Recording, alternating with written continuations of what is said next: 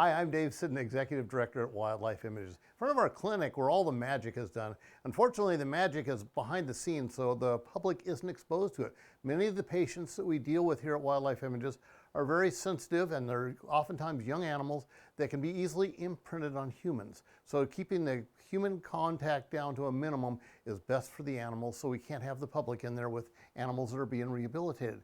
One of our recent patients, number 694, I believe, came into us from Brookings over on the coast. And this little guy is a saw-whet owl, and they are only about this tall. And usually when we get a call from somebody that says, "We found a baby owl," and of course the saw-whet owls look like a baby owl, but they aren't. That's as big as they'll ever be. They only weigh about the same as a robin.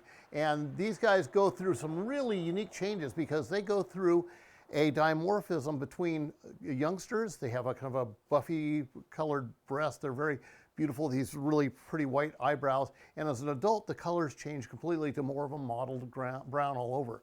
So this guy came in to us and weren't sure of the injury, had a droopy wing.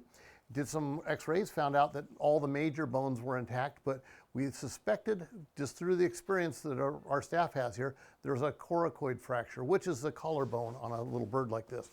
So the bones are super, super tiny, really difficult to set, so they immobilize the wing for about 3 weeks, keep the guy from moving around much. The bones had fused, and now he's in a place where he's allowed to fly around, learn how to hunt, how to go back out in the wild, and within a couple days, he'll be heading back over to the coast for his release back out in the wild. But it's typical of an animal that goes through the rehabilitation process at Wildlife Images. It's a lot of detailed work and a lot of expertise comes into making these guys whole again so they can go out in the wild and we can enjoy them when we go bird watching, something like that.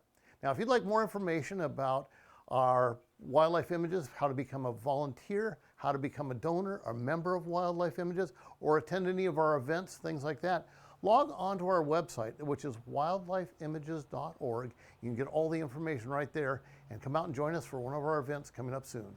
We look forward to seeing you next time on another episode of Walk in the Wild Side.